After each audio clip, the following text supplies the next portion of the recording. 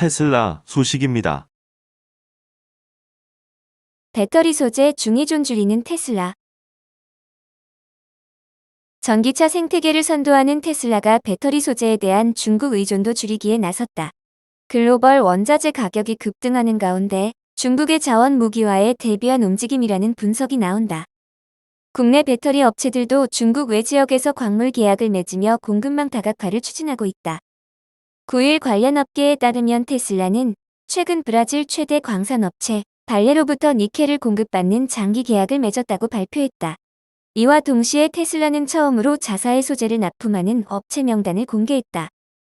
앨범할 이벤트 간펑 야화는 리튬, 구이저우 CNGR, 훈안 CNGR, 화유는 코발트 니켈, 글렌코어 카모토 코퍼 컴퍼니는 코발트, 글렌코어 머린 BHP 니켈, 웨스트 프로니 리소스, 발레는 니켈을 테슬라에 제공하는 것으로 확인됐다. 이 중 절반 이상이 중국을 기반으로 하는 업체들이다. 중국은 배터리 산업 육성과 원자재 확보를 위해 국가 전략 차원에서 투자를 하면서 배터리 원재료 시장을 장악했다. 리튬 시장에서 중국 업체의 비중은 65%로 추정된다. 거래되는 단위도 미국 달러가 아닌 중국 위안이다. 또 전 세계 니켈의 생산 공정도 80% 이상이 중국을 기반으로 하며 니켈 광산의 60%가량도 중국이 소유한 것으로 알려졌다. 시장 조사기관 SNE리서치에 따르면 작년 전 세계 배터리 주요 소재들 중 중국산 비중은 양극재 57.5%, 음극재 67.8%, 분리막 53.4%, 전해액 71.8%다. 이 같은 중국의 자원 무기화는 미국을 비롯한 전 세계 전기차 관련 산업에 실제적인 위협이 되고 있다. 이에 조 바이든 미국 행정부는 자국 31억 6천만 달러를 지원하기로 했다. 제니퍼 그레노 에너지부 장관은 이번 투자가 외국에 덜 의존하는 안정된 국내 공급망을 만드는 데 필요한 자극제가 될 것이라고 기대감을 나타냈다. 국내 배터리 업계도 중국 의존도를 낮추기 위해 공급망 다각화에 힘쓰고 있다. 호주, 아르헨티나 업체와 장기 공급 계약을 맺는가 하면 아시아 최대 자원부국인 인도네시아에 대규모 투자를 추진하고 있다.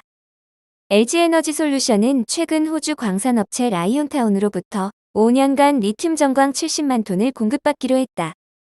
작년에는 호주 재련기업 QPM 지분 7%를 인수해 니켈과 코발트를 받으며 오스트레일리안 마인즈와 니켈 가공품의 장기 구매 계약을 맺은 바 있다.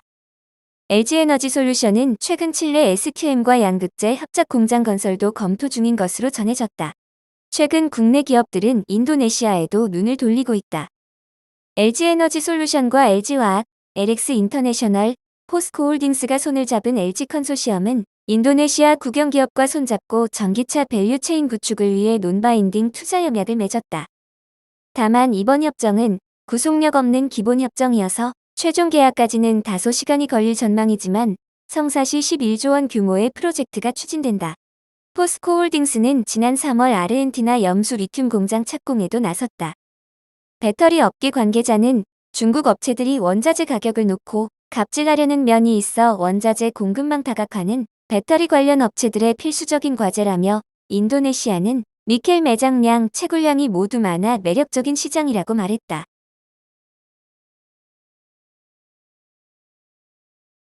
애플 소식입니다. 상하이 맥북 생산 공장 직원들 집단 탈주극. 대만 퀀타 컴퓨터의 상하이 공장에서 100여 명의 직원이 한밤중에 탈주극을 벌인 영상이 트위터와 유튜브 등에 게시됐다. 퀀타 컴퓨터는 애플 맥북의 제조업체다. 9일 타이완 뉴스와 블룸버그 통신에 따르면 해당 영상은 지난 5일 밤 찍힌 것으로 퀀타 컴퓨터의 상하이 공장에서 100명이 넘는 직원이 안전 요원들을 밀치고 공장 입구의 펜스를 뛰어넘어 탈출하는 모습이 담겨 있다. 이날 소동은 공장에서 코로나19 확진자가 발생해 노동자들이 공장 안에 그대로 갇힐 수 있다는 루머가 퍼지면서 발생했다. 해당 영상은 중국 소셜미디어에 올라오는 대로 당국이 삭제했으나 이미 많은 누리꾼이 자신의 SNS에 올리며 빠르게 확산 중이라고 타이완 뉴스는 보도했다. 퀀타 컴퓨터의 상하이 생산기지는 축구장 20개 넓이의 부지에 4만 명을 수용할 수 있는 공장과 기숙사로 조성됐다. 이 공장에서는 애플 맥북의 4분의 3을 생산하고 테슬라의 전자회로 기판도 납품한다. 상하이의 도시 봉쇄로 이 생산기지는 지난달 18일부터 외부와 접촉을 차단한 채 생산기지 내에서 숙식을 해결하는 폐쇄 루프로 가동되고 있다. 이곳에는 약 6,000명이 지내고 있는 것으로 알려졌다. 다만 퀀타 생산기지는 6일 오전부터 재가동되고 있지만 블룸버그는 공장 노동자를 인용해 노동자들이 방역 통제로 점점 지쳐가고 있으며 주민들이 집에서 방역 요원들에 끌려나가는 영상들이 8일 중국 소셜미디어에 올라왔으나 삭제됐다고 전했다. 해당 영상들은 상하이가 격리 정책을 강화한 기간 올라왔다. 블룸버그는 코로나19 확진자와 그들의 밀접 접촉자들이 방역 요원들과 몸싸움을 하는 것으로 추정되는 영상들이라고 설명했다. 강제로 사람들을 집에서 끌어내 격리시설로 보내거나 주민의 집 열쇠를 압수해 방역 요원들이 아파트 내부 소독을 하도록 허용하는 것에 적법성에 의문을 제기하는 소셜미디어 게시물들도 올라로는 족족 삭제되고 있다고 덧붙였다. 블룸버그는 다만 해당 영상들이 언제 어디서 찍혔는지는 확인하지 못했다고 덧붙였다. 한편 지난 5일에는 상하이 미난구의 한 아파트에서 코로나19 감염자가 1명 발견됐다는 이유로 같은 동 주민이 모두 격리소로 보내졌다. 이는 중국의 공식 방역 지침에 따른 것으로 코로나19 감염자가 나오면 감염자 외의 가족 등 밀접 접촉자만 격리소로 보내진다. 중국 당국은 같은 동 주민 수백 명을 모조리 밀접 접촉자로 간주해 격리소에 보낸 조치도 서슴지 않고 행해지고 있는 것이다. 마이크로소프트 소식입니다. 에픽게임즈와 파트너십 체결. 마이크로소프트가 엑스박스 클라우드를 통해 포트나이트를 제공한다. 마이크로소프트는 에픽게임즈와 파트너십을 맺고 엑스박스 클라우드 게임 서비스의 첫 무료 플레이 게임으로 포트나이트를 제공한다고 밝혔다. 이로써 엑스박스 클라우드 게임 서비스가 지원되는 한국을 포함한 26개국 이용자들은 웹 브라우저를 통해 iOS, iPadOS, 안드로이드 스마트폰 및 태블릿, 윈도우즈 PC에서 무료로 포트나이트를 이용할 수 있게 됐다. 마이크로소프트는 클라우드 게임 카탈로그에 무료 플레이 타이틀을 추가하는 것이 자사 클라우드 게임 사업 발전 과정에 있어 중요한 과제라고 밝히며 포트나이트를 시작으로 더 많은 무료 플레이 게임을 선보일 방침이다. 엑스박스는 전 세계 모든 사람이 원하는 게임을 원하는 이들과 이미 보유하고 있는 기기에서 즐길 수 있도록 엑스박스 에브리웨어 목표를 추구하고 있다. 그 일환으로 플레이어들이 원하는 방식으로 플레이를 즐기고 크리에이터들은 동급 최고의 클라우드 툴과 서비스를 이용해 게임을 개발, 운영, 관리하여 더 많은 이용자에게 다가갈 수 있도록 애저와의 파트너십을 기반으로 클라우드에 대한 투자를 강화해왔다. 마이크로소프트는 이번 무료 플레이 타이틀 발표와 함께 엑스박스 클라우드 게임의 성장 및 주요 성과를 소개했다. 지금까지 엑스박스 게임 패스 얼티밋으로 제공되는 엑스박스 클라우드 게임 서비스를 통해 게임을 스트리밍한 이용자가 전 세계 기준 1,000만 명을 돌파한 것으로 나타났다. 전체 26개국의 이용자들은 각종 기종의 안드로이드 기기부터 모든 세대의 아이폰 및 다양한 PC를 포함한 6,000종류 이상의 기기에서 게임을 플레이한 것으로 조사됐다. 엑스박스 클라우드 게임은 멕시코, 일본, 호주, 브라질 등 더 다양한 국가로 확대됐으며 앞으로도 더 많은 국가에서 클라우드 게임을 지원할 계획이다. 엑스박스 클라우드 게임을 출시한 이후로 마이크로소프트는 엑스박스 게임 패스 카탈로그에서 350개 이상의 게임을 클라우드를 통해 제공할 수 있도록 125개를 달하는 개발사들과 협력해왔다. 또한 클라우드 서비스는 새로운 게임을 체험 삼아 플레이하는 데 소요되는 시간을 단축하며 이용자의 게임 발굴 과정을 효과적으로 향상했다.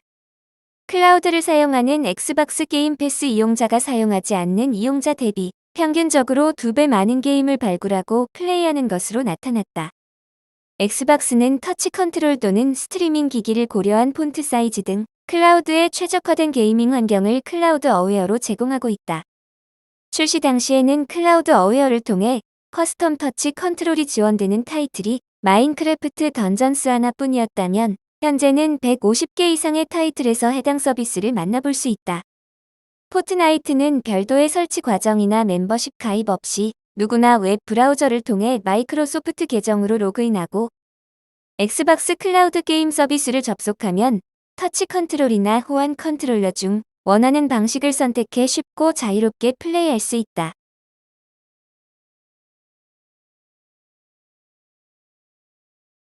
아마존 소식입니다. 미 테크 기업 정리해고 시작. 팬데믹 기간 동안 미국 경제에 동력을 제공했던 기술 기업들 중 일부가 최근 고용을 동결하거나 직원을 해고하고 있다고 외신이 8일 보도했다. 최근 기술 기업은 성장 둔화와 금리 인상, 인플레이션 등으로 고통스러운 시기에 진입해 있다. 대표적인 기술 기업인 아마존, 넷플릭스, 메타 플랫폼스는 성장세가 약화되었다는 평가와 함께 주가가 고점 대비 30% 이상 하락했다. 코로나 시기 아마존과 페이스북은 성장이 가속화되며 고용 인원을 빠르게 늘렸다.